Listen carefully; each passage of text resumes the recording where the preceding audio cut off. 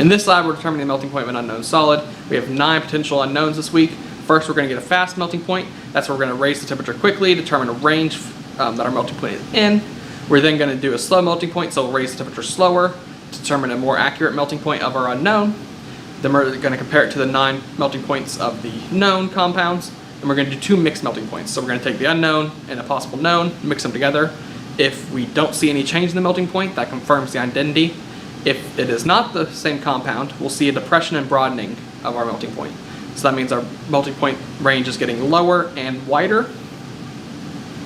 And that's because when we introduce that new compound, we're introducing an impurity, and that impurity causes a breakdown and a weakening of the intermolecular forces present in the unknown compound. All right, so we have the unknowns that were previously made. They all have different letters on them to represent them. So this is like unknown I. I haven't looked at the list of which unknowns are knowns in about a year. So I'm going to this completely blind as you go. I'm going to look away. I'm going to just grab one. Take this one. All right, so we're going to do unknown D. Move these to the side. I also wanted to show you one of the melting point capillaries.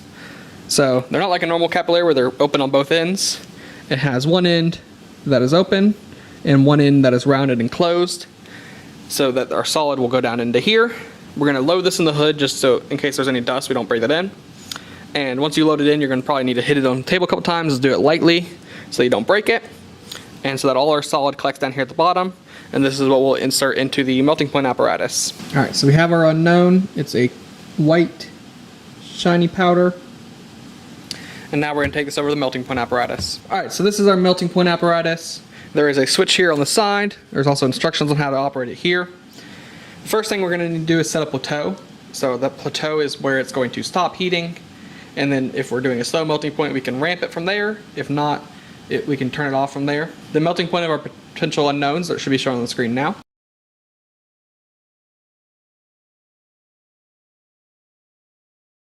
So as you can see, the melting points range from about 109 all the way over to 173. So in this case, we want to set a plateau above 173. So we're going to go for like 175. So to set your plateau, hold down the plateau set and use a button to raise the temperature. My finger's kind of blocking it. Right now it's about the 80s.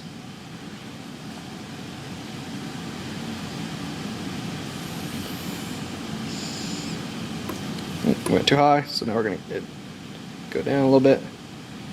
So I think 175 is probably good. For this fast melting point, we're just looking for a range. Alright, so now if we hold the plateau set, you can see that it's at 175, and the second light is blinking orange, which means we are setting the plateau. There are some holes on the side. Let me move the camera so you can see them. There are 2 holes on the side here that you will insert the closed end of your melting point apparatus into. So you could potentially run 2 at a time if you need to, but I'm just going to be running 1. We're going to go ahead and put in our melting point tube, and you'll be able to see it through the hole here. There'll be 2 grooves and a light that helps you see it. And you can look through the hole there. In order to start heating, we just press the start button. Once the red light comes on, we know it's heating up. And I will join you once we get our fast melting point. You just want to write the temperature that it starts melting at and the temperature that it fully becomes a liquid at.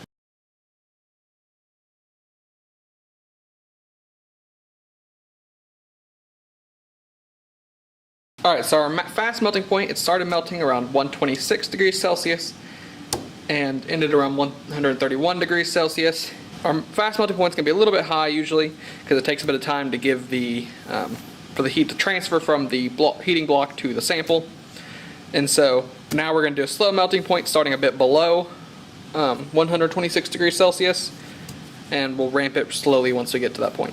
So to stop it, go ahead and press stop, and it'll begin cooling down the block, and we're going to go ahead and make up another sample to do our slow melting point. Alright, so we waited for the temperature to come back down to about 90. So I'm going to go ahead and put this in and let it get to the 90 degrees temperature. I'll just put it in. Let it sit in there a little bit so it gets to 90 degrees. And the same temperature as the heating block. This time we're going to set our plateau lower than our fast melting point so that once we get to that plateau we can ramp it. So we'll heat at about 2 degrees or 2 degrees Celsius per minute. So we'll go ahead and press plateau and set our plateau. This time we're going to set it to, I think, 120 degrees. Sounds good. So there's two possibilities at this point of this unknown. I think it's either benzoic acid or benzamide. Benzoic acid has a melting point of 123 degrees Celsius, and benzamide has a melting point of 126 degrees Celsius. So I think it's either one of those two. They're both pretty similar in appearance. So we're gonna go, I think 120 is a good start. If it does start melting beforehand, we can do another slow melting point. So I'm gonna go ahead and press start and find out the slow melting point.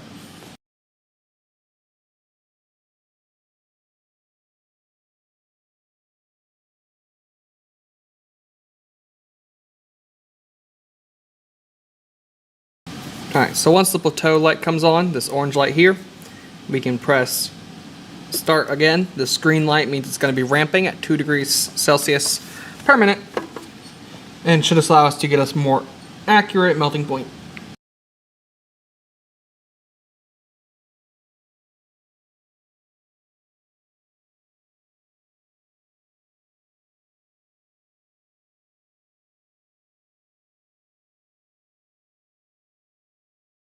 Alright, so now that we've stopped, we can press the stop button, let the heating block cool back down.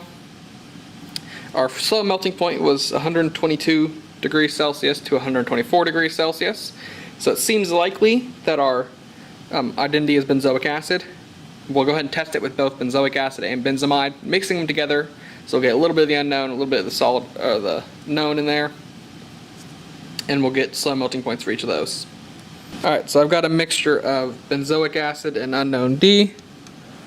We'll go ahead and put it in. If it's the same compound and the identity is on benzoic acid, we'll get the same melting point. If it's lower, if it's not the same compound, we'll get a lower and widened melting point.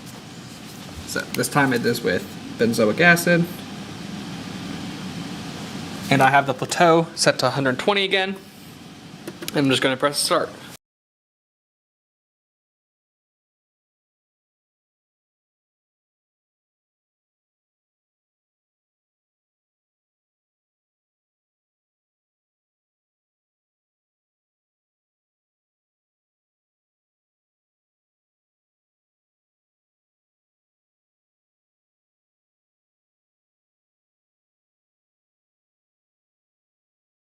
Alright, so our mixed melting point was 122 to 124 again.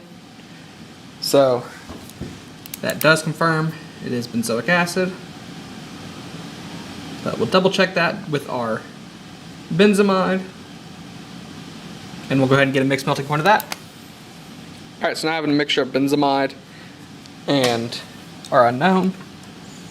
We'll go ahead and load it into the melting point apparatus.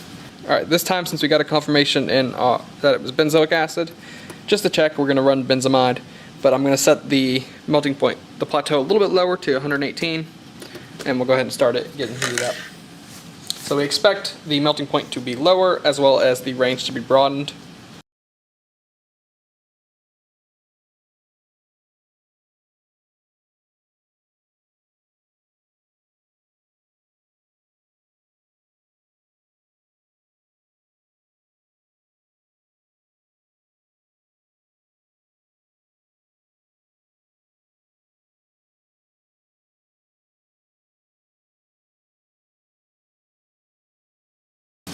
Alright, so our melting point, we mixed it with benzamide, started melting a lot quicker, all the way down to like 111 before we even reached the plateau.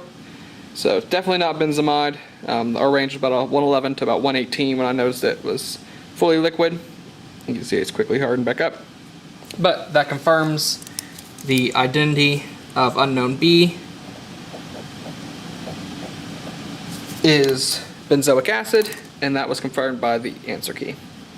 So unknown D is benzoic acid.